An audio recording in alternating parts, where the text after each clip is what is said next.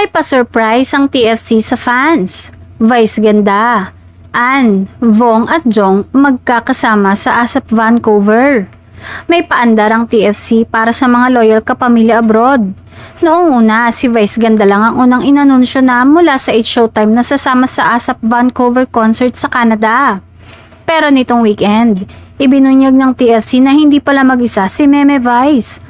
Kasama rin pala niya sina Ann Curtis, Vong Navarro, Jong Hilario, Darren Espanto at Kim Chu. Kaya't kumpleto ang iconic It's Showtime barkadahan maliban kay Karil. Tinawag pa nga ito ng ilang netizens na plot twist of the year dahil hindi nila inakala na magtatagpo ang tatlong host kasama si Vice sa international stage. Syempre aliw na aliw at super excited sina Ann, Vice, Vong at Jong na magsasama-sama muli para magbigay saya sa mga kapamilya sa Vancouver. Siguradong kaliwat ka ng gimmick at pasabog ang ihahandog nila sa mga manonood.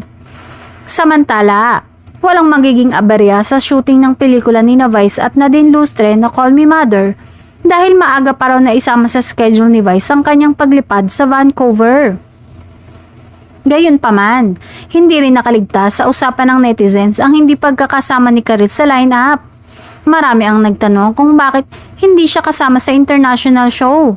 Lalo na't bahagi rin siya ng original It's Showtime family.